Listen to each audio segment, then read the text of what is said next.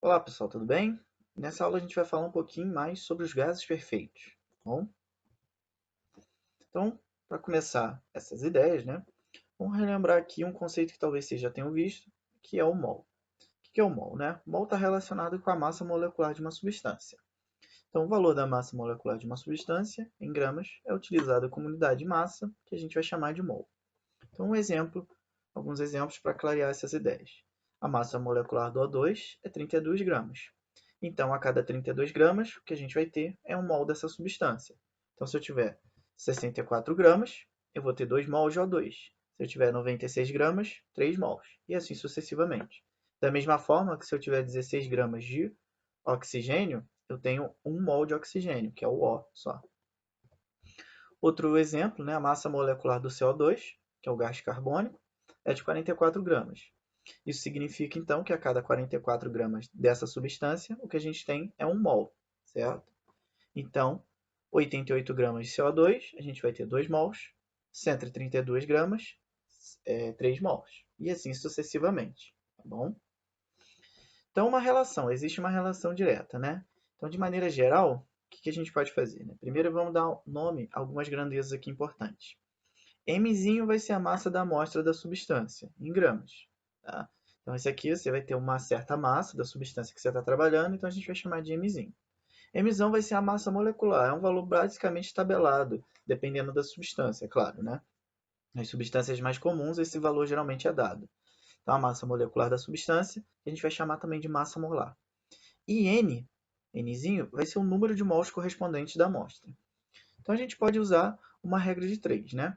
Aqui tem uma ilustração, né? Então, você tem N moléculas de um gás ideal, de massa molar Mzão e massa Mzinho. Então, a massa molecular desse cara corresponde a 1 mol. Foi o que a gente acabou de ver, certo? Então, a massa da nossa amostra vai corresponder a N mols. Então, o que a gente vai fazer é uma regra de 3 para encontrar quantos mols da substância a gente está trabalhando a partir da massa molecular dela. Então, fazendo isso, multiplica cruzado, né? A gente vai ter massa molecular vezes o número de mols, igual a massa da amostra vezes 1 mol.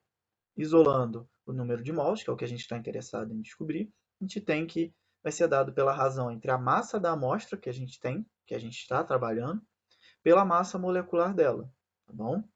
Então, essa é a forma prática de a gente encontrar o mol da substância que a gente está trabalhando. Se a gente sabe a massa dela, sabe qual é a massa molecular, então faz a razão entre a massa da amostra e a massa molecular, daí a gente encontra o número de mols da substância que a gente está trabalhando. Tá? Uma observação importante é que, por definição, um mol de uma dada substância contém 6,023 vezes 10 a 23 partículas, átomos ou moléculas. Esse aqui é o famoso número de Avogadro, né? Então lembra, sempre que você tiver lá um mol de uma substância, não importa qual substância, você vai ter esse valor de partículas, uma estimativa estatística, é claro. Né? Então se você tiver 2 mols, você vai ter 2 vezes isso aqui. 3 mols, 3 vezes isso aqui. Tá bom? Em alguns momentos, esse valor vai ser bastante útil para fazer algumas contas de partículas, tá bom? Então, dando continuidade, né? A constante universal dos gases. Através de alguns experimentos, observou-se algumas relações. Por exemplo, para uma massa de 1 mol, ou seja, N igual a 1 mol, de qualquer gás perfeito, não importa qual, se a gente fizer aquela relação lá, pressão vezes volume dividido pela temperatura, que era aquela lei geral dos gases, esse valor sempre recai numa constante. Então, isso para 1 mol. E essa constante a gente deu o nome de R. Há uma conclusão importante. Se 1 mol a gente cai nessa constante R, o que acontece se a gente dobrar o número de mols ou triplicar? O que vai acontecer com o valor obtido por essa relação? Então, para 1 mol de qualquer gás, não importa qual, essa relação sempre vai para esse valor, que a gente deu o nome de R. Então, esse valor foi denominado constante universal dos gases, R, por esse motivo, e o valor experimental desse cara no sistema internacional vale 8,31 Joule por mol Kelvin. Mas a gente usa uma unidade usual, né, mais prática, digamos assim, em termos de ATM, litro, mol Kelvin. Tá? Então aqui tem 0,082 ATM litro por mol Kelvin. Essa unidade aqui é um pouco mais usual. Lembra que você vai usar esse valor da constante de acordo com as unidades que você estiver trabalhando para pressão, volume e temperatura, tá bom? Então, ainda pensando nessa relação geral dos gases, o que se concluiu foi o seguinte: quando dobrava o número de mols, o valor daquela razão caía por 2 vezes aquela constante dos gases. Se a gente triplicasse o número de mols, a razão dava 3 vezes aquela constante. Logo, qual foi a conclusão então? Que existe uma relação entre o número de mols n e aquela constante. Então, para um número n qualquer de mols, essa razão PV sobre T, que é a lei geral dos gases, era igual ao número de mols do gás vezes essa constante universal. Então, rearrumando essa expressão, isolando T para o outro lado, a gente chega a uma equação bastante famosa, que é a equação de estado de um gás ideal, também chamada de equação de Clapeyron, tá?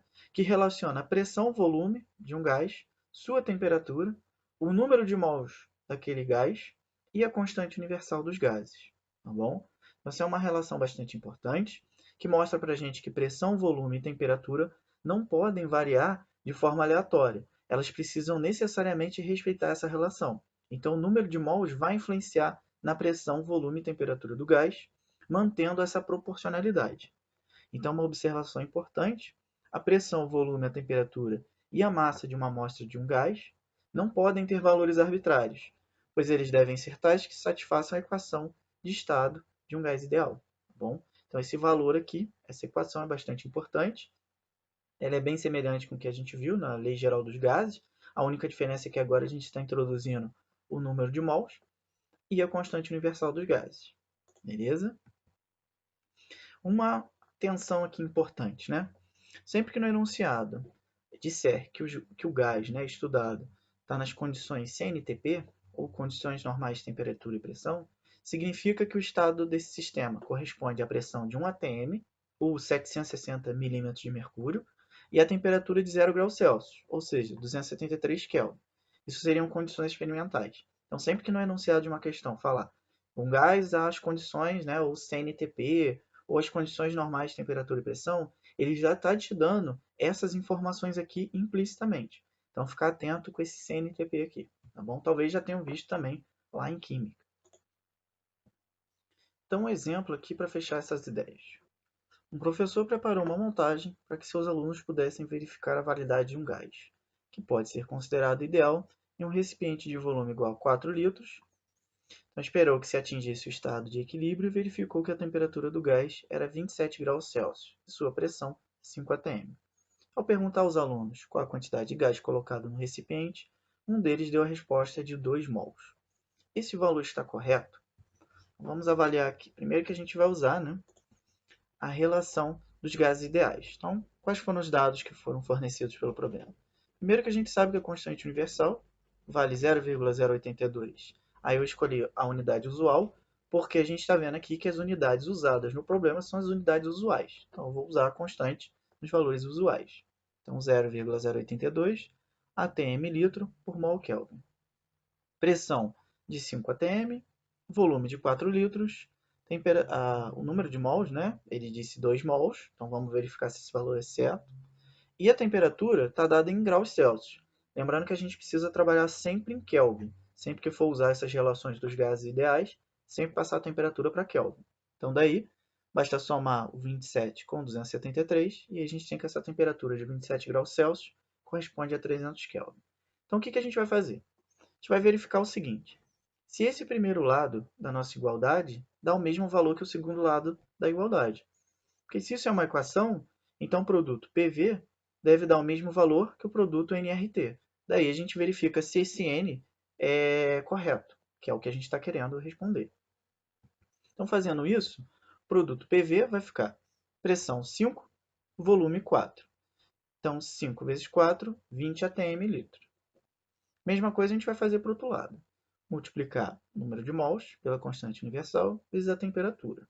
Daí, fazendo isso, a gente tem o número de mols 2 vezes R, que vale 0,082, vezes 300 Kelvin.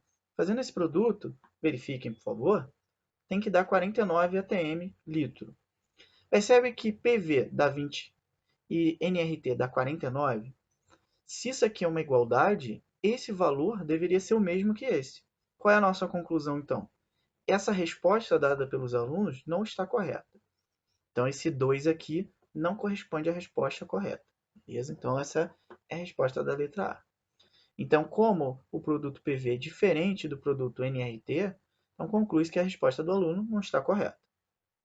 Bom, então qual é a resposta correta para a pergunta do professor? Então, novamente, a gente vai usar a equação de Clapeyron, que é a equação que relaciona o estado de um gás, né? Então, a gente vai substituir a pressão, volume, a constante, e a temperatura vai isolar o número de mols. Daí a gente tem, né, pressão vezes volume dividido por R vezes T, né? Aqui esse N não aparece.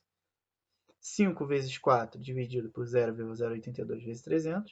Esse número de mols vai dar 0,81 mol. Então, uma observação importante é que o número de mols não precisa ser um número inteiro necessariamente. Pode ser um número decimal, ou quebrado, etc.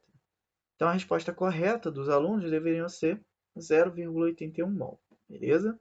Então, assim, uma outra observação, essa equação você pode obter também a pressão, o volume, a temperatura. Como é uma equação, lembra, você tem uma incógnita, você resolve e encontra essa incógnita. Então, essa expressão aqui é uma expressão bem geral, tá bom? Mas ela recai, lembra que ela recai naquela lei geral dos gases que a gente viu na última aula, tá bom? Então, aqui são os dados, né, que a gente usou. Então, é isso. Espero ter ajudado. Até a próxima. Valeu, tchau, tchau.